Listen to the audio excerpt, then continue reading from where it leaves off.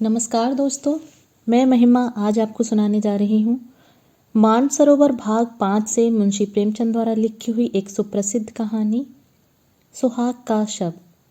तो आइए कहानी शुरू करते हैं। मध्य प्रदेश के एक पहाड़ी गांव में एक छोटे से घर की छत पर एक युवक मानो संध्या की निस्तब्धता में लीन बैठा था। सामने चंद्रमा के मलिन प्रकाश में ऊदी पर्वतमालाएं अनंत के स्वप्न की भांति गंभीर, रहस्यमय, संगीतमय, मनोहर मालूम होती थीं। उन पहाड़ियों के नीचे जलधारा की एक सौम्य रेखा ऐसी मालूम होती थी मानो उन पर्वतों का समस्त संगीत, समस्त गंभीर, संपूर्ण रहस्य इसी उज्जवल प्रभाव में लीन हो गया हो। युवक की वेशभूषा से प्रकट होता था कि उसकी दशा बहुत संपन्न नहीं है। हाँ, उसके मुख से तेज और मनुष्यता झलक रही थी। उसकी आंखों पर ऐनक नहीं थी, न मूछें मुड़ी हुई थीं, न वाल समारे हुए थे, कलाई पर घड़ी न थी, यहाँ तक कि कोट की जेब में फाउंटेन पेन भी न था। या तो वह सिद्धांतों का प्रेमी था या आडंबरों का शत्रु। युवक विचारों में मौन उसी पर्वतमाला की ओर देख रहा था कि सहसा बादल की गरज से भयंकर ध्वनि सुनाई दी। नदी का मधुर गान उस भीषण नाद में डूब गया। ऐसा मालूम हुआ मानो उस भयंकर नाद ने पर्वतों को भी हिला दिया है, मानो पर्वतों में कोई घोर संग्राम छिड़ गया है। यह रेलगाड़ी थी जो नदी पर बने हुए पुल से चली आ रही थी। एक युवती कमरे से निकलकर छत पर आई और बोली, आज अभी से गाड़ी आ गई, इसे भी आज ही बैर निभाना था। युवक ने युवती का हाथ पकड़कर कहा, प्रिय, मेरा जी चाहता है कहीं न जाऊं। मैंने निश्चय कर लिया है। मैंने तुम्हारी खातिर से हामी भर ली थी, पर अब जाने की इच्छा नहीं होती। 3 साल कैसे कटेंगे? युवती ने कातर स्वर में कहा, 3 साल के वियोग के बाद फिर तो जीवन पर्यंत कोई बाधा न खड़ी होगी। एक बार जो निश्चय कर लिया है उसे पूरा कर ही डालो। अनंत सुख की आशा में मैं सारे कष्ट झेल लूंगी। यह कहते हुए युवती जलपान लाने के बहाने से फिर भीतर चली गई। आंसुओं का आवेग उसके काबू से बाहर हो गया। इन दोनों प्राणियों के वैवाहिक जीवन की यह पहली वर्षगांठ थी। युवक बम्बई विश्वविद्यालय से एमए की उपाधि लेकर नागपुर के एक कॉलेज में अध्यापक था। नवीन युग की नई नई वैवाहिक और सामाजिक क्रांतियों ने उसे लेश मात्र भी विचलित न किया था। पुरानी प्रथाओं से उसे प्रगाढ़ ममता कदाचित वृद्धजनों को भी कम होगी। प्रोफेसर हो जाने के बाद उसके माता पिता ने इस बालिका से उसका विवाह कर दिया था। प्रथानुसार ही उस आंख मिचौनी के खेल में उन्हें प्रेम का रत्न मिल गया। केवल छुट्टियों में यहाँ पहली गाड़ी से आता और आखिरी गाड़ी से जाता। ये 2-4 दिन मीठे स्वप्न के समान कट जाते। दोनों बालकों की भांति रो रो कर विदा होते। इसी कोठे पर खड़ी होकर वह उसको देखा करती जब तक निर्दयी पहाड़ियाँ उसे आड़ में न ले लेती। पर अभी साल भी न गुजरने पाया था कि वियोग ने अपना षड्यंत्र रचना शुरू कर दिया। केशव को विदेश जाकर शिक्षा पूरी करने के लिए वृत्ति मिल गई। मित्रों ने बधाइयाँ दी। किसके ऐसे भाग्य हैं जिसे बिना मांगे सौभाग्य निर्माण का ऐसा अवसर प्राप्त हो। केशव बहुत प्रसन्न था। वह इसी दुविधा में पड़ा हुआ घर आया। माता पिता और अन्य संबंधियों ने इस यात्रा का घोर विरोध किया। नगर में जितनी बधाइयाँ मिली थीं, यहाँ उससे कहीं अधिक बाधाएं मिलीं। किंतु सुभद्रा की उच्चाकांक्षाओं की सीमा न थी। वह कदाचित केशव को इंद्रासन पर बैठा हुआ देखना चाहती थी। उसके सामने तब भी वही पति सेवा का आदर्श होता था। वह तब भी उसके सिर में तेल डालेगी, उसकी धोती छांटेगी, उसके पैर दबाएगी और उसको पंखा झलेगी। उपासक की महत्वाकांक्षा उपास्य ही के प्रति होती है। वह उसको सोने का मंदिर बनवाएगा, उसके सिंहासन को रत्नों से सजाएगा, स्वर्ग से पुष्प लाकर भेंट करेगा, पर वह स्वयं वही उपासक रहेगा। जटा के स्थान पर मुकुट या कौपीन की जगह पीताम्बर की लालसा उसे कभी नहीं सताती। सुभद्रा ने उस वक्त तक दम न लिया जब तक केशव ने विलायत जाने का वादा न कर लिया। माता पिता ने उसे कलंकिनी और न जाने क्या क्या कहा, पर अंत में सहमत हो गए। सब तैयारियां हो गईं। स्टेशन समीप ही था। यहाँ गाड़ी देर तक खड़ी रहती थी। स्टेशनों के समीप गांव के निवासियों के लिए गाड़ी का आना शत्रु का धावा नहीं, मित्र का पदार्पण है। गाड़ी आ गई। सुभद्रा जलपान बनाकर पति का हाथ धुलाने आई थी। इस समय केशव की प्रेम कातर आपत्ति ने उसे एक क्षण के लिए विचलित कर दिया। हाँ, कौन जानता है 3 साल में क्या हो जाए। मन में एक आवेश उठा, कह दूं, प्यारे मत जाओ। थोड़ी ही खाएंगे, मोटा ही पहनेंगे, रो रो कर दिन तो न कटेंगे। कभी केशव के आने में 1 आधा महीना लग जाता था तो वह विकल हो जाया करती थी। यही जी चाहता था उड़कर उनके पास पहुंच जाऊं। फिर ये निर्दयी 3 वर्ष कैसे कटेंगे। लेकिन उसने कठोरता से इन निराशाजनक भावों को ठुकरा दिया और कांपते कंठ से बोली, जी तो मेरा भी यही चाहता है। जब 3 साल का अनुमान करती हूँ तो एक कल्प सा महसूस होता है, लेकिन जब विलायत में तुम्हारे सम्मान और आदर का ध्यान करती हूँ तो ये 3 साल 3 दिन से मालूम होते हैं। तुम तो जहाज पर पहुँचते ही मुझे भूल जाओगे। नए नए दृश्य तुम्हारे मनोरंजन के लिए आ खड़े होंगे। यूरोप पहुंचकर विद्वानों के सत्संग में तुम्हें घर की याद भी नहीं आएगी। मुझे तो रोने के सिवा और कोई धंधा नहीं है। यही स्मृतियां ही मेरे जीवन का आधार होंगी। लेकिन क्या करूं, जीवन की भोग लालसा तो नहीं मानती। फिर जिस वियोग का अंत जीवन की सारी विभूतियां अपने साथ लाएगा वह वास्तव में तपस्या है। तपस्या के बिना तो वरदान नहीं मिलता। केशव को भी अब ज्ञात हुआ कि क्षणिक मोह के आवेश में सौभाग्य निर्माण का ऐसा अवसर त्याग देना तो मूर्खता है। खड़े होकर बोला, रोना धोना मत, नहीं तो मेरा जी नहीं लगेगा। सुभद्रा ने उसका हाथ पकड़कर हृदय से लगाते हुए उनके मुख की ओर सजल नेत्रों से देखा और बोली, पत्र बराबर भेजते रहना। सुभद्रा ने फिर आंखों में आंसू भरे हुए मुस्कुराकर कहा, देखना बिलायती मिसों के जाल में न फंस जाना। केशव फिर चारपाई पर बैठ गया और बोला, तुम्हें यह संदेह है तो लो, मैं जाऊंगा ही नहीं। सुभद्रा ने उसके गले में बाहें डालकर विश्वासपूर्ण दृष्टि से देखा और बोली, मैं तो दिल लगी कर रही थी। अगर इंद्रलोक की अप्सरा भी आ जाए तो आंख उठाकर न देखूं। ब्रह्मा ने ऐसी दूसरी सृष्टि ही नहीं रची। बीच में कोई छुट्टी मिली तो एक बार चले आना। नहीं प्रिय, बीच में शायद छुट्टी न मिलेगी, मगर जो मैंने सुना कि तुम रो रो कर घुली जाती हो, दाना पानी छोड़ दिया है तो मैं अवश्य चला आऊँगा। ये फूल जरा भी न कुम्हलाने पाए। दोनों गले मिलकर विदा हो गए। बाहर संबंधियों और मित्रों का एक समूह खड़ा था। केशव ने बड़ों के चरण छुए, छोटों को गले लगाया और स्टेशन की ओर चले। मित्रगण स्टेशन तक पहुंचाने गए। एक क्षण में गाड़ी यात्रा को चल दी। उधर केशव गाड़ी में बैठा हुआ पहाड़ियों की बहार देख रहा था। इधर सुभद्रा भूमि पर पड़ी सिसकियां भर रही थी। दिन गुजरने लगे उसी तरह जैसे बीमारी के दिन कटते हैं। दिन पहाड़, रात काली बला।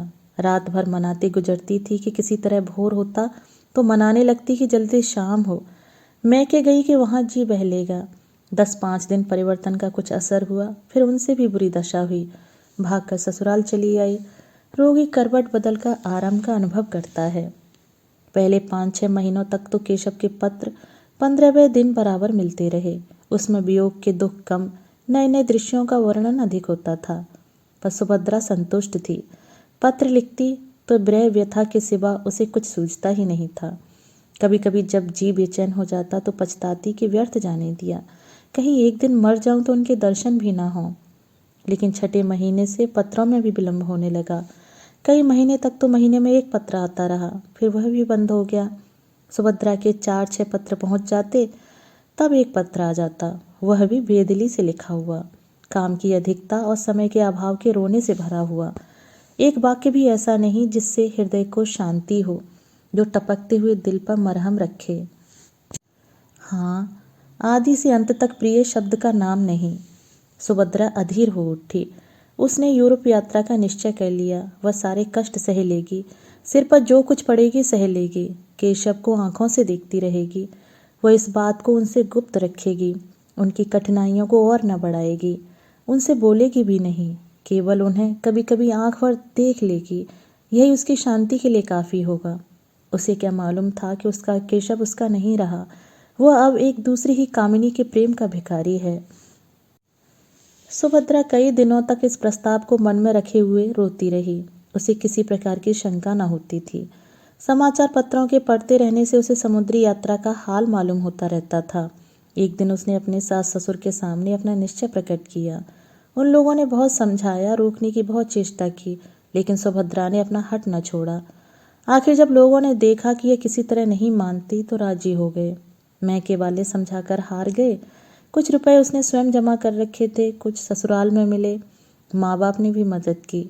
रास्ते के खर्च की चिंता न रही। इंग्लैंड पहुंचकर वह क्या करेगी, इसका भी उसने कुछ निश्चय न किया। इतना जानती थी कि परिश्रम करने वाले को रोटियों की कहीं कमी नहीं रहती।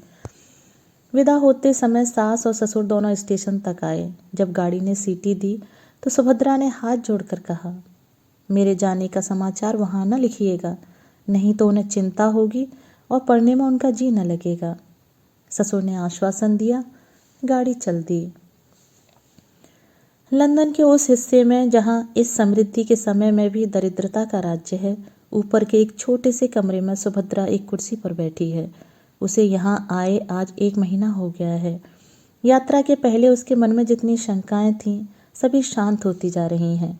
बम्बई बंदरगाह में जहाज पर जगह पाने का प्रश्न बड़ी आसानी से हल हो गया।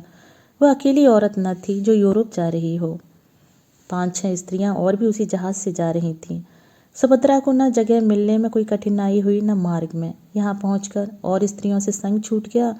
कोई किसी विद्यालय में चली गई, 2-3 अपने पतियों के पास चली गईं जो यहाँ पहले आ गए थे। सुभद्रा ने इस मोहल्ले में एक कमरा ले लिया। जीविका का प्रश्न भी उसके लिए बहुत कठिन न रहा। जिन महिलाओं के साथ वह आई थी उनमें कई उच्च अधिकारियों की पत्नियां थीं। कई अच्छे अच्छे अंग्रेज घरानों से उनका परिचय था। सुभद्रा को 2 महिलाओं को भारतीय संगीत और हिंदी भाषा सिखाने का काम मिल गया। शेष समय में वह कई भारतीय महिलाओं के कपड़े सीने का काम कर लेती है। केशव का निवास स्थान यहाँ से निकट है, इसीलिए सुभद्रा ने इस मोहल्ले को पसंद किया है। कल केशव उसे दिखाई दिया था। ओह, उन्हें बस से उतरते देखकर उसका चित्त कितना आतुर हो उठा था। बस यही मन में आता था कि दौड़कर उनके गले से लिपटा जाए और पूछे, क्यों जी, तुम यहाँ आते ही बदल गए? याद है तुमने चलते समय क्या क्या वादा किए थे? उसने बड़ी मुश्किल से अपने को रोका था। तब से इस वक्त तक उसे मानो नशा सा छाया हुआ है। वह उनके इतने समीप है, चाहे रोज उन्हें देख सकती है, उनकी बातें सुन सकती है, हाँ स्पर्श तक कर सकती है। अब यह उससे भागकर कहाँ जाएंगे? उनके पत्रों की अब उसे क्या चिंता है? कुछ दिनों के बाद संभव है वह उनसे होटल के नौकरों से जो चाहे पूछ सकती है। संध्या हो गई थी। धुओं में बिजली की लालटेन रोती आंखों की भांति ज्योतिहीन सी हो रही थीं। गली में स्त्री पुरुष सैर करने जा रहे थे। सुभद्रा सोचने लगी, इन लोगों को आमोद से कितना प्रेम है, मानो किसी को चिंता ही नहीं, मानो सभी संपन्न है। जब ही ये लोग इतने एकाग्र होकर सब काम करते हैं, जिस समय जो काम करते हैं जी जान से करते हैं। खेलने की उमंग है तो काम करने की भी उमंग है। और एक हम है कि न हंसते हैं न रोते हैं, मौन बने बैठे रहते हैं। स्फूर्ति का कहीं नाम नहीं। काम तो सारे दिन करते हैं, भोजन करने की फुर्सत भी नहीं मिलती, पर वास्तव में चौथाई समय भी काम में नहीं लगता। केवल काम करने का बहाना करते हैं। मालूम होता है जाति प्राण शून्य हो गए हैं। सहसा उसने केशव को जाते देखा। हाँ, केशव ही था। कुर्सी से उठकर बरामदे में चली आई। प्रबल इच्छा हुई कि जाकर उनके गले से लिपट जाए। उसने अगर अपराध किया है तो उन्हीं के कारण तो। यदि वह बराबर पत्र लिखते रहते तो वह क्यों आती? लेकिन केशव के साथ यह युवती कौन है?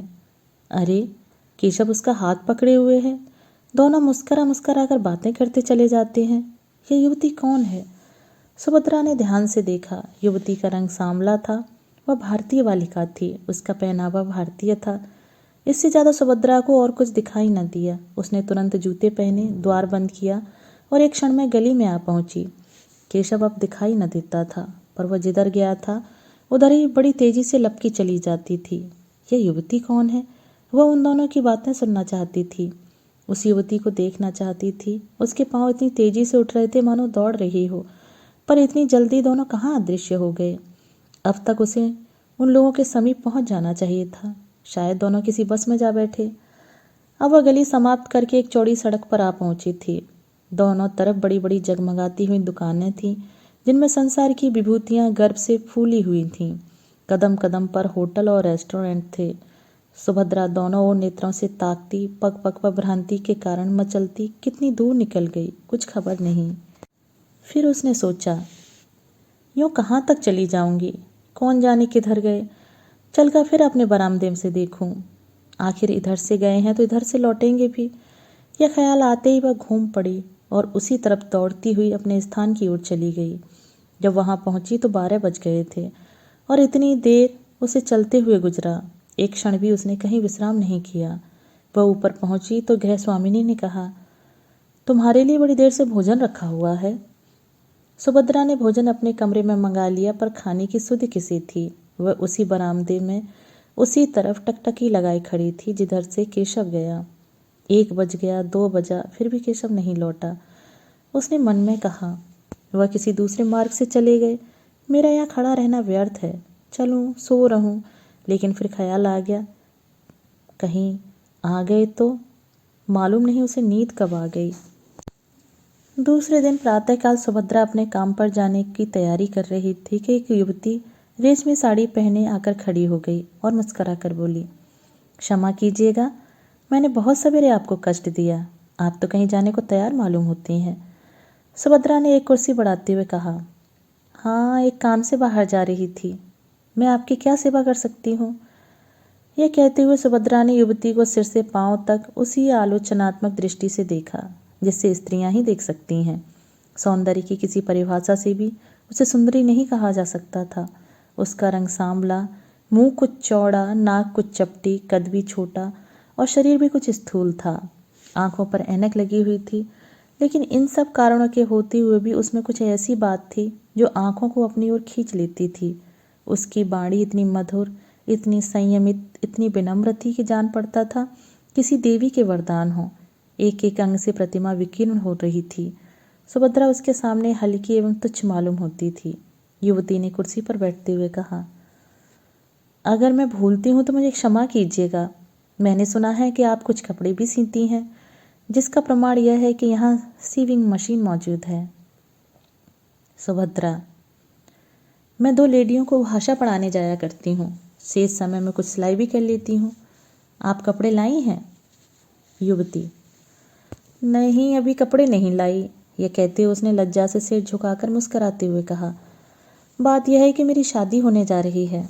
मैं वस्त्राभूषण सब हिंदुस्तानी रखना चाहती हूँ। विवाह भी वैदिक रीति से ही होगा। ऐसे कपड़े यहाँ आप ही तैयार कर सकती हैं। सुभद्रा ने हंसकर कहा, मैं ऐसे अवसर पर आपके जोड़े तैयार करके अपने को धन्य समझूंगी। वह शुभ तिथि कब है? युवती ने सकुचाते हुए कहा, वह तो कहते हैं इसी सप्ताह में हो जाए, पर मैं उन्हें टालती रहती हूँ। मैंने तो चाहा था कि भारत लौटने पर विवाह होता, पर वह इतने उतावले हो रहे हैं कि कुछ कहते नहीं बनता। अभी तो मैंने यही कहकर टाला है कि मेरे कपड़े सिल रहे हैं। सुभद्रा, तो मैं आपके जोड़े बहुत जल्द दे दूंगी। युवती ने हंसकर कहा, मैं तो चाहती थी आप महीनों लगा देती। सुभद्रा, वाह, मैं इस शुभ कार्य में क्यों विघ्न डालने लगी। मैं इसी सप्ताह में आपके कपड़े दे दूंगी और उनसे इसका पुरस्कार लूंगी। युवती खिलखिलाकर हंसी। कमरे में प्रकाश की लहरें सी उठ गईं। बोली, इसके लिए तो पुरस्कार वह देंगे, बड़ी खुशी से देंगे और तुम्हारे कृतज्ञ होंगे। मैंने प्रतिज्ञा की थी कि विवाह के बंधन में पड़ूंगी ही नहीं, पर उन्होंने मेरी प्रतिज्ञा तोड़ दी। अब मुझे मालूम हो रहा है कि प्रेम की बेड़ियां कितनी आनंदमय होती हैं। तुम तो अभी हाल ही में आई हो, तुम्हारे पति भी साथ होंगे। सुभद्रा ने बहाना किया। बोली, वह इस समय जर्मनी में है। संगीत से उन्हें बहुत प्रेम है। संगीत का ही अध्ययन करने के लिए वहाँ गए हैं। तुम भी संगीत जानती हो? बहुत थोड़ा। केशव को संगीत से बहुत प्रेम है। केशव का नाम सुनते ही सुभद्रा को ऐसा मालूम हुआ जैसे बिच्छू ने काट लिया हो। वह चौंक पड़ी। युवती ने पूछा, आप चौंक कैसे गईं? क्या केशव को जानती हैं? सुभद्रा ने बात बनाकर कहा, नहीं, मैंने यह नाम कभी नहीं सुना। वह यहाँ क्या करते हैं? सुभद्रा को ख्याल आया, क्या केशव किसी दूसरे आदमी का नाम नहीं हो सकता? इसलिए उसने यह प्रश्न किया। उसी जवाब पर उसकी जिंदगी का फैसला था। युवती ने कहा, यहाँ विद्यालय में पढ़ते हैं। भारत सरकार ने उन्हें भेजा है। अभी साल भर भी तो आए नहीं हुआ। तुम देखकर प्रसन्न होगी। तेज और बुद्धि की मूर्ति समझ लो। यहाँ के अच्छे अच्छे प्रोफेसर उनका आदर करते हैं। ऐसा सुंदर भाषण तो मैंने किसी के मुंह से नहीं सुना। जीवन आदर्श है। मुझसे उन्हें क्यों प्रेम हो गया, मुझे इसका आश्चर्य है। मुझ में न रूप है न लावण्य। ये मेरा सौभाग्य है। तो मैं शाम को कपड़े लेकर आऊंगी। सुभद्रा ने मन में उठते हुए वेग को संभाल कर कहा, अच्छी बात है, जब युवती चली गई तो सुभद्रा फूट फूट कर रोने लगी। ऐसा जान पड़ता था मानो देह में रक्त ही नहीं, मानो प्राण निकल गए हैं। वह कितनी निस्सहाय, कितनी दुर्बल है, इसका आज अनुभव हुआ। ऐसा मालूम हुआ मानो संसार में उसका कोई नहीं है, अब उसका जीवन व्यर्थ है। उसके लिए अब जीवन में रोने के सिवा और क्या है। उनकी सारी ज्ञानेंद्रियां शिथिल सी हो गईं, मानो वह किसी ऊंचे वृक्ष से गिर पड़ी हो। हाँ, यह उसके प्रेम और भक्ति का पुरस्कार है। उसने कितना आग्रह करके केशव को यहाँ भेजा था, इसलिए कि यहाँ आते ही उसका सर्वनाश कर दें। पुरानी बातें याद आने लगीं। केशव की वह प्रेमातुर आंखें सामने आ गईं। वह सरल सहज मूर्ति आंखों के सामने नाचने लगी। उसका जरा सिर धमकता था तो केशव कितना व्याकुल हो जाता था। एक बार जब उसे बुखार आ गया था तो केशव घबरा कर 15 दिन की छुट्टी लेकर घर आ गया था और उसके सिरहाने बैठा रात भर पंखा चलता रहता था। वही केशव अब इतनी जल्दी उससे ऊब उठा। उसके लिए सुभद्रा ने कौन सी बात उठा रखी। वह तो उसी का अपना प्राणाधार था, अपना जीवन धन, अपना सर्वस्व।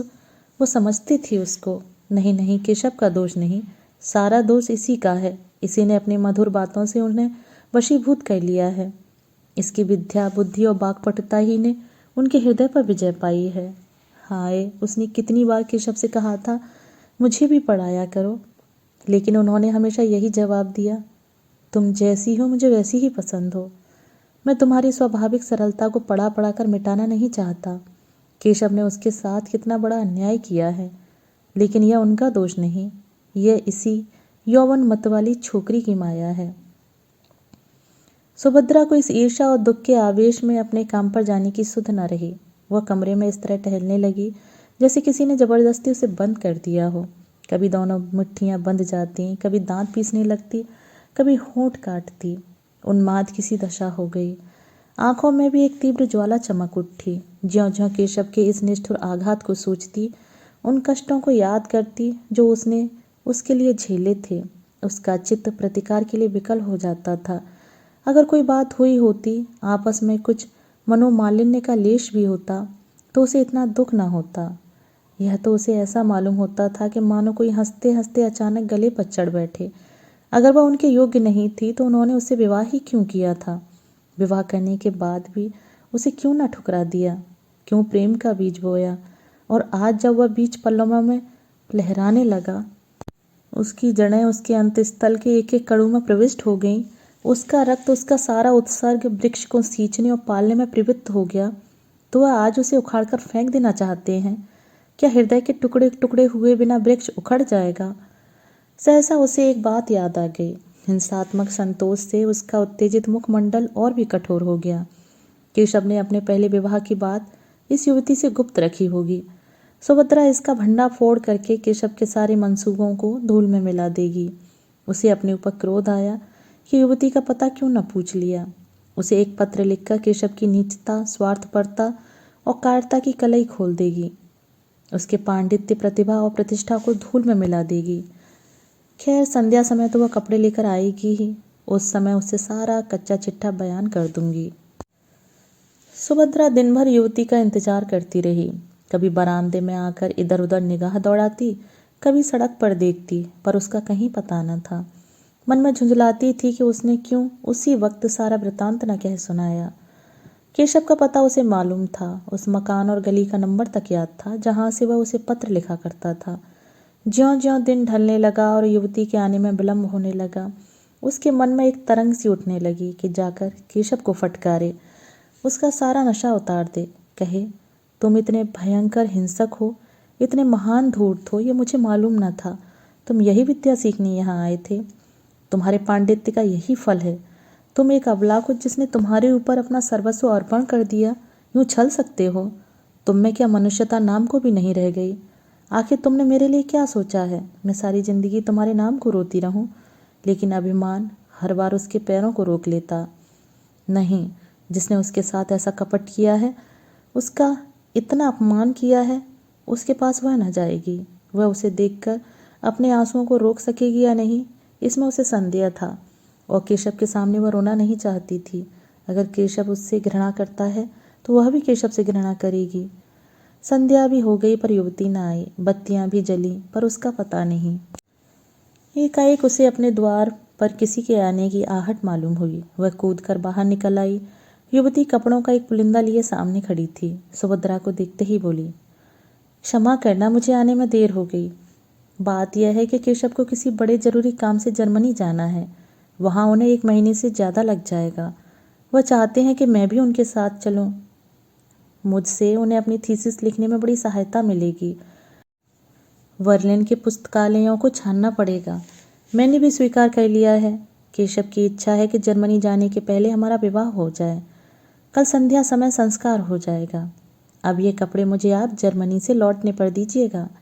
विवाह के अवसर पर हम मामूली कपड़े पहन लेंगे। और क्या करती, इसके सिवा कोई उपाय न था। केशव का जर्मनी जाना अनिवार्य है। सुभद्रा ने कपड़ों को मेज पर रखकर कहा, आपको धोखा दिया गया है। युवती ने घबराकर पूछा, धोखा? कैसा धोखा? मैं बिल्कुल नहीं समझती। तुम्हारा मतलब क्या है? सुभद्रा ने संकोच के आवरण को हटाने की चेष्टा करते हुए कहा, केशव तुम्हें धोखा देकर तुमसे विवाह करना चाहता है। केशव ऐसा आदमी नहीं है जो किसी को धोखा दे। क्या तुम केशव को जानती हो? केशव ने तुमसे अपने विषय में सब कुछ कह दिया है। सब कुछ? मेरा तो यही विचार है कि उन्होंने एक बात भी नहीं छिपाई। तुम्हें मालूम है कि उसका विवाह हो चुका है? युवती की मुख ज्योति कुछ मलिन पड़ गई। उसकी गर्दन लज्जा से झुक गई। अटक अटक कर बोली, हाँ, उन्होंने मुझसे यह बात कही थी। सुभद्रा परास्त हो गई। घृणा सूचक नेत्रों से देखती हुई बोली, यह जानते हुए भी तुम केशव से विवाह करने को तैयार हो? युवती ने अभिमान से देखकर कहा, तुमने केशव को देखा है? नहीं, मैंने उन्हें कभी नहीं देखा। फिर तुम उन्हें कैसे जानती हो? मेरे एक मित्र ने मुझसे यह बात कही है। वह केशव को जानता है। अगर तुम एक बार केशव को देख लेती, एक बार उससे बातें कर लेती, तो मुझसे यह प्रश्न न करती। एक नहीं, अगर उन्होंने 100 विवाह किए होते तो मैं इनकार न करती। उन्हें देखकर मैं अपने को बिल्कुल भूल जाती हूँ। अगर उनसे विवाह न करूँ तो फिर मुझे जीवन भर अविवाहित ही रहना पड़ेगा। जिस समय वह मुझसे बातें करने लगते हैं, मुझे ऐसा अनुभव होता है कि मेरी आत्मा पुष्प की भांति खिली जा रही है। मैं उसमें प्रकाश और विकास का प्रत्यक्ष अनुभव करती हूँ। दुनिया चाहे जितना हंसे, चाहे जितनी निंदा करे, मैं केशव को अब नहीं छोड़ सकती। उनका विवाह हो चुका है, यह सत्य है, पर उस स्त्री से उनका मन कभी नहीं मिला। यथार्थ में उनका विवाह अभी नहीं हुआ। वह कोई साधारण अर्धशिक्षिता बालिका है।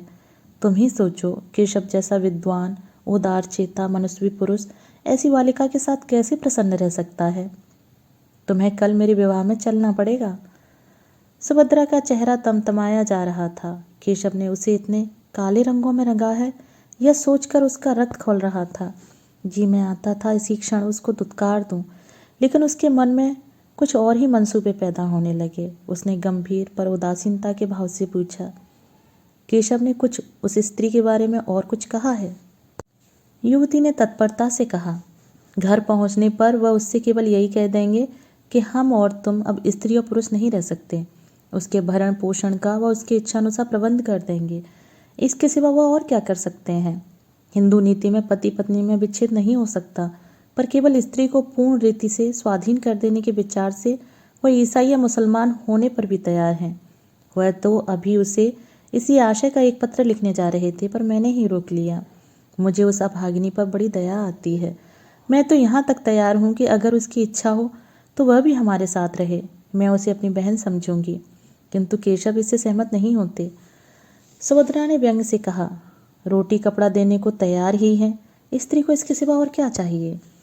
युवती ने व्यंग की कुछ परवाह न करके कहा, तो मुझे लौटने पर कपड़े तैयार मिलेंगे ना? सुभद्रा, हाँ मिल जाएंगे। युवती, कल तुम संध्या समय आओगी?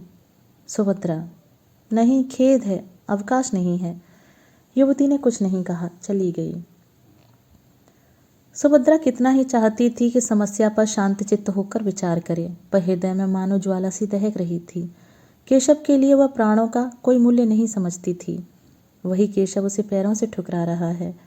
यह आघात इतना आकस्मिक, इतना कठोर था कि उसकी चेतना की सारी कोमलता मूर्छित हो गई। उसके एक एक अणु प्रतिकार के लिए तड़पने लगा। अगर यही समस्या इसके विपरीत होती तो क्या सुभद्रा की गर्दन पर छुरी न फिर गई होती? केशव उसके खून का प्यासा ना हो जाता? क्या पुरुष हो जाने से ही सभी बातें क्षम्य और स्त्री हो जाने से सभी बातें अक्षम्य हो जाती हैं? नहीं, इस निर्णय को सुभद्रा की विद्रोही आत्मा इस समय स्वीकार नहीं कर सकती। उसे नारियों के ऊंचे आदर्शों की परवाह नहीं है। वह स्त्रियों में आत्माभिमान न होगा। वे पुरुषों के पैरों की जूतियां बनकर ही रहने में अपना सौभाग्य समझती होंगी। सुभद्रा इतनी आत्माभिमान शून्य नहीं है। वो अपने जीते जी ये नहीं देख सकती कि उसका पति उसके जीवन का सर्वनाश करके चैन की वंशी बजाए। दुनिया उसे हत्यारिनी पिशाचिनी कहेगी, कहे, उसको परवाह नहीं। रह रहकर उसके मन में भयंकर प्रेरणा होती थी कि इसी समय उसके पास चली जाए और इसके पहले कि वह युवती के प्रेम का आनंद उठाए, उसके जीवन का अंत कर दे। वह केशव की निष्ठुरता को याद करके अपने मन को उत्तेजित करती थी, अपने को धिक्कार धिक्कार कर नारी सुलभ शंकाओं को दूर करती थी। क्या वह इतनी दुर्बल है? क्या उसमें इतना साहस भी नहीं है? इस वक्त यदि कोई दुष्ट उसके कमरे में घुस आए और उसके अस्तित्व का अपहरण करना चाहे तो क्या वह उसका प्रतिकार न करेगी? आखिर आत्मरक्षा के लिए ही तो उसने यह पिस्तौल ले रखी है। केशव ने उसके सत्य का अपहरण ही तो किया है। उसका प्रेम दर्शन केवल प्रवंचना थी। वह केवल अपनी वासनाओं की तृप्ति के लिए सुभद्रा के साथ प्रेम स्वांग भरता था। फिर उसका वध करना क्या सुभद्रा का कर्तव्य नहीं? इस अंतिम कल्पना से सुभद्रा को वह उत्तेजना मिल गई जो उसके भयंकर संकल्प को पूरा करने के लिए आवश्यक थी।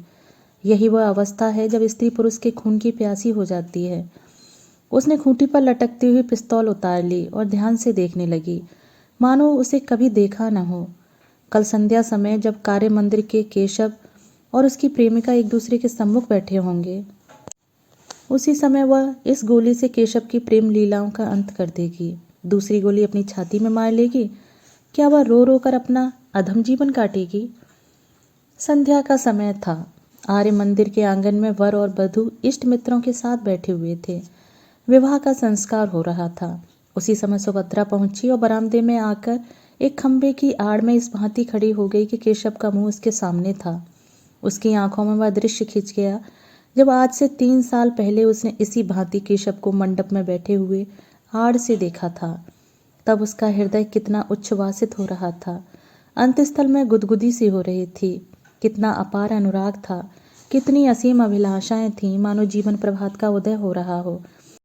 जीवन मधुर संगीत की भांति सुखद था। भविष्य उषा स्वप्न की भांति सुंदर था। क्या यह वही केशव है? सुभद्रा को ऐसा भ्रम हुआ मानो यह केशव नहीं है। हाँ, यह वह केशव नहीं था। यह उसी रूप और उसी का नाम लेकर कोई दूसरा मनुष्य था। अब उसकी मुस्कुराहट में, उनके नेत्रों में, उसके शब्दों में उसके हृदय को आकर्षित करने वाली कोई वस्तु न थी। उसे देखकर वह उसी भांति निष्पन्द निश्चल खड़ी है मानो कोई अपरिचित व्यक्ति हो। अब तक केशव का सा रूपवान, तेजस्वी, सौम्य, शीलवान पुरुष संसार में न था, पर अब सुभद्रा को ऐसा जान पड़ा कि वहां बैठे हुए युवकों में और उसमें कोई अंतर नहीं है। वह ईर्ष्याग्नि जिसमें वह जली जा रही थी, वह हिंसा कल्पना जो उसे वहां तक लाई थी, मानो एकदम शांत हो गई। विरक्त हिंसा से भी अधिक हिंसात्मक होती है। सुभद्रा की हिंसा कल्पना में एक प्रकार का ममत्व था। उसका केशव, उसका प्राण वल्लभ, उसका जीवन सर्वस्व और किसी का नहीं हो सकता। पर अब वह ममत्व नहीं है, वह उसका नहीं है। उसे अब परवाह नहीं, उस पर किसका अधिकार होता है। विवाह संस्कार समाप्त हो गया। मित्रों ने बधाइयाँ दी, सहेलियों ने मंगल गान किया। फिर लोग मेजों पर जा बैठे, दावत होने लगी। रात के 12 बज गए, पर सुभद्रा वहीं पाषाण मूर्ति की भांति खड़ी रही, मानो कोई विचित्र स्वप्न देख रही हो। हाँ, जैसे कोई वस्ती उजड़ गई हो, जैसे कोई संगीत बंद हो गया हो, जैसे कोई दीपक बुझ गया हो। जब लोग मंदिर से निकले तो वह भी निकले। उन्हें देखकर वह भी निकल आई, पर उसे कोई मार्ग न सूझता था। परिचित सड़कें उसे भूली हुई सी जान पड़ने लगी। सारा संसार ही बदल गया था। वह सारी रात सड़कों पर भटकती फिरी, घर का कहीं पता नहीं। सारी दुकानें बंद हो गईं, सड़कों पर सन्नाटा सा छा गया। फिर भी वह अपना घर ढूंढती हुई चली जा रही थी। हाय, क्या इसी भांति उसे जीवन पथ में भी भटकना पड़ेगा? सहसा एक पुलिसमैन ने पुकारा, मैडम, तुम कहाँ जा रही हो? सुभद्रा ने ठिठक कर कहा, कहीं नहीं। तुम्हारा स्थान कहाँ है? मेरा स्थान? हाँ, तुम्हारा स्थान कहाँ है? मैं तुम्हें बड़ी देर से इधर उधर भटकते देख रहा हूँ। किस स्ट्रीट में रहती हो? सुभद्रा को उस स्ट्रीट का नाम तक याद न था। तुम्हें अपनी स्ट्रीट का नाम तक याद नहीं? भूल गई, याद नहीं आता। सहसा उसकी दृष्टि सामने के एक साइन बोर्ड की तरफ उठी। ओह, यही तो उसकी स्ट्रीट है। उसने सिर उठाकर इधर उधर देखा। सामने ही उसका डेरा था और इसी गली में अपने ही घर के सामने न जाने कितनी देर से वह चक्कर लगा रही थी। अभी प्रातःकाल ही था कि युवती सुभद्रा के कमरे में पहुंची। वह उसके कपड़े सी रही थी। उसका सारा तन मन कपड़ों में लगा हुआ था। कोई युवती इतनी एकाग्रचित्त होकर अपना श्रृंगार भी न करती होगी। न जाने उससे कौन सा पुरस्कार लेना चाहती थी। उसे युवती के आने की खबर न हुई। युवती ने पूछा, तुम कल मंदिर में नहीं आई? सुभद्रा ने सिर उठाकर देखा तो ऐसा जान पड़ा मानो किसी कवि की कोमल कल्पना मूर्तिमयी हो गई है। उसकी उपछवि अनित्य थी। प्रेम की विभूति रोम रोम से प्रदर्शित हो रही थी। सुभद्रा दौड़कर उसके गले से लिपट गई जैसे उसकी छोटी बहन आ गई हो और बोली, हाँ गई तो थी। मैंने तुम्हें नहीं देखा। हाँ, मैं अलग थी। केशव को देखा? हाँ, देखा। धीरे से क्यों बोली? मैंने कुछ झूठ कहा था? सुभद्रा ने सहृदयता से मुस्कुराकर कहा, मैंने तुम्हारी आंखों से नहीं, अपनी आंखों से देखा।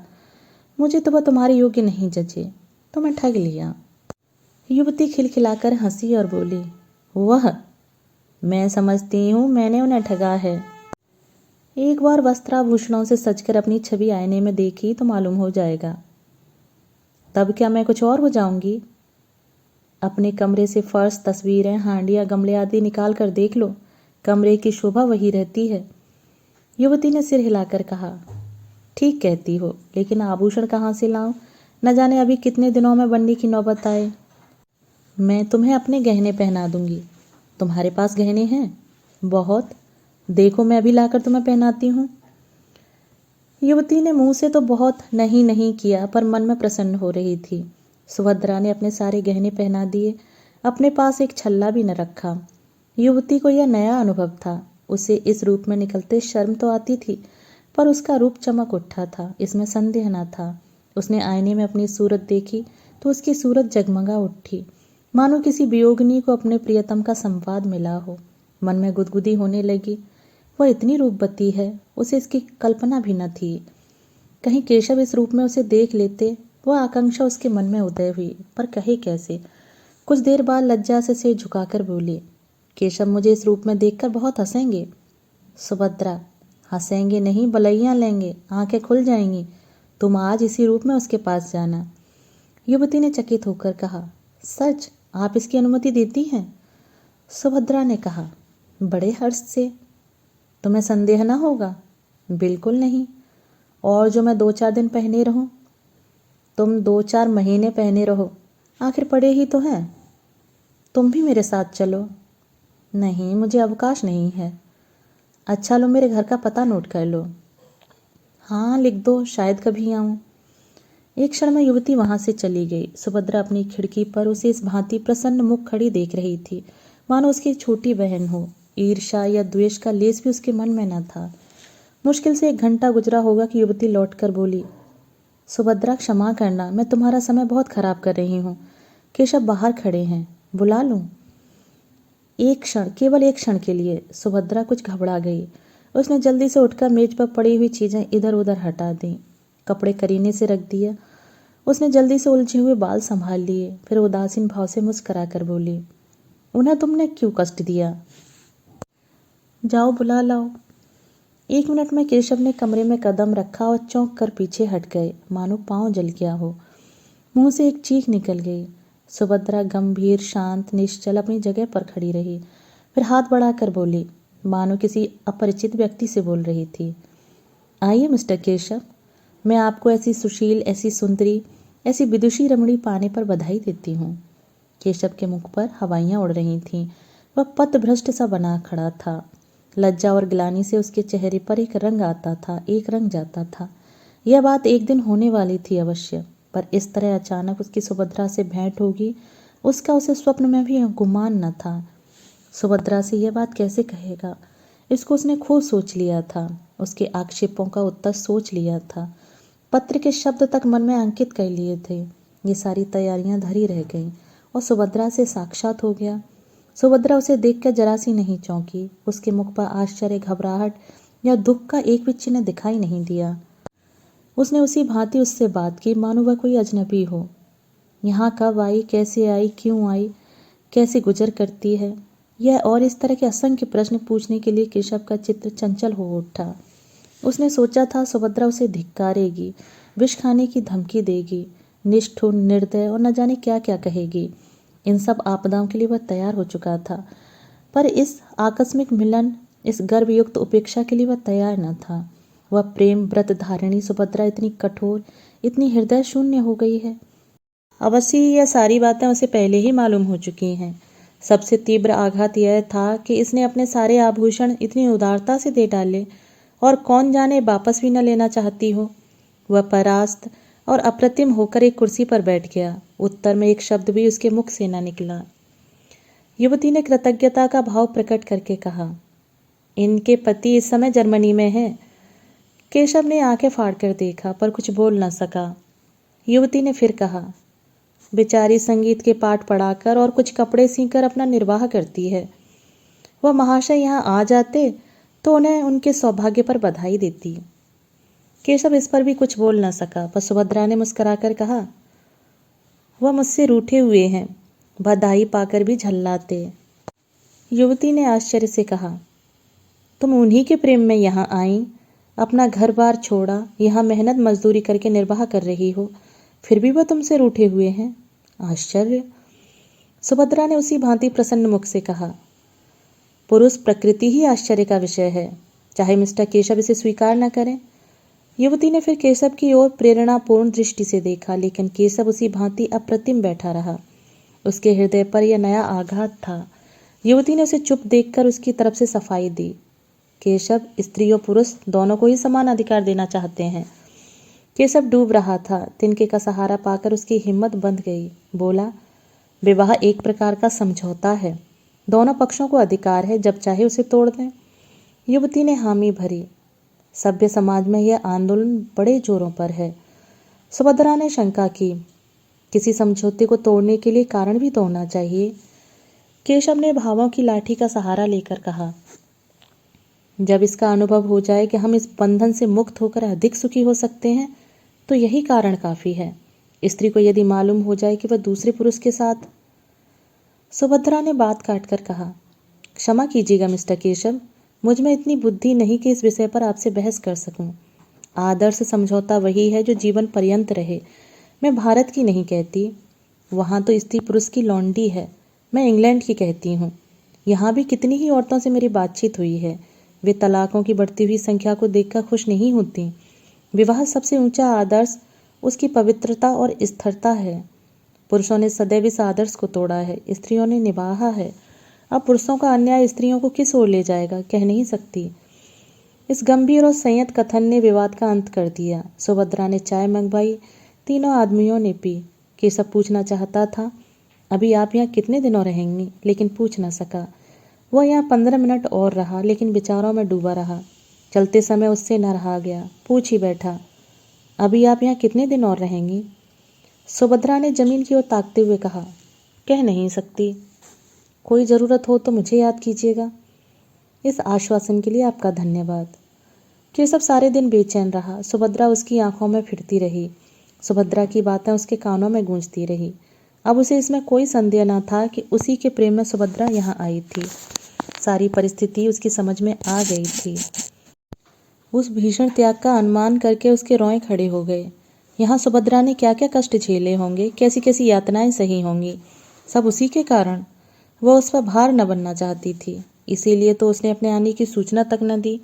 अगर उसे पहले मालूम होता कि सुभद्रा यहाँ आ गई है, तो कदाचित उसे उस युवती की ओर इतना आकर्षण न होता। चौकीदार के सामने चोर को घर में घुसने का साहस नहीं होता। सुभद्रा को देखकर उसकी कर्तव्य चेतना जागृत हो गई। उसके पैरों पर गिरकर उससे क्षमा मांगने के लिए उसका मन अधीर हो उठा। वह उसके मुंह से सारा वृत्तांत सुनेगा। यह मौन उपेक्षा उसके लिए असह्य थी। दिन तो केशव ने किसी तरह काटा, लेकिन ज्यों ही रात के 10 बजे वह सुभद्रा से मिलने चला। युवती ने पूछा, कहाँ जाते हो? केशव ने बूट का लेस बांधते हुए कहा, जरा एक प्रोफेसर से मिलना है, इस वक्त आने का वादा कर चुका हूँ। जल्द आना। बहुत जल्द आऊँगा। केशव घर से निकला तो उसके मन में कितनी ही विचार तरंगें उठने लगीं। कहीं सुभद्रा मिलने से इनकार कर दे तो? नहीं, ऐसा नहीं हो सकता। वह इतनी अनुदार नहीं है। हाँ, यह हो सकता है कि वह अपने विषय में कुछ न कहे। उसे शांत करने के लिए उसने एक कृपा की कल्पना कर डाली। ऐसा बीमार था कि बचने की आशा न थी। उर्मिला ने ऐसी तन्मय होकर उसकी सेवा की कि उसे उससे प्रेम हो गया। कथा का सुभद्रा पर जो असर पड़ेगा उसके विषय में केशव को कोई संदेह न था। परिस्थिति का बोध होने पर उसे क्षमा कर देगी, लेकिन इसका फल क्या होगा? क्या वह दोनों के साथ एक सा प्रेम कर सकता है? सुभद्रा को देख लेने के बाद उर्मिला को शायद उसके साथ साथ रहने में आपत्ति हो। आपत्ति हो ही कैसे सकती है? उससे यह बात छिपी नहीं है। हाँ, यह देखना है कि सुभद्रा भी इसे स्वीकार करती है कि नहीं। उसने जिस उपेक्षा का परिचय दिया है उसे देखते हुए तो उसके मान में संदेह ही जान पड़ता है। मगर वह उसे मनाएगा, उसकी विनती करेगा, उसके पैरों पड़ेगा और अंत में उसे मनाकर ही छोड़ेगा। सुभद्रा से प्रेम और अनुराग का नया प्रमाण पाकर वह मानो एक कठोर निद्रा से जाग उठा था। उसे जब अनुभव हो रहा था कि सुभद्रा के लिए उसके हृदय में जो स्थान था वह खाली पड़ा हुआ है, उर्मिला उस स्थान पर अपना आधिपत्य नहीं जमा सकी। अब उसे ज्ञात हुआ कि उर्मिला के प्रति उसका प्रेम केवल वह तृष्णा थी जो स्वादयुक्त पदार्थों को देखकर ही उत्पन्न होती है। वह सच्ची क्षुधा न थी। अब भी उसे सरल सामान्य भोजन की इच्छा हो रही थी। विलासिनी उर्मिला कभी इतना त्याग कर सकती है, इसमें उसे संदेह था। सुभद्रा के घर के निकट पहुंचकर केशव का मन कुछ कातर होने लगा, लेकिन उसने जी कड़ा करके जीने पर कदम रखा और क्षण में सुभद्रा के द्वार पर पहुंचा। लेकिन कमरे का द्वार बंद था, अंदर भी प्रकाश न था। अवश्य वह कहीं गई है, आती ही होगी। तब तक उसने बरामदे में टहलने का निश्चय किया।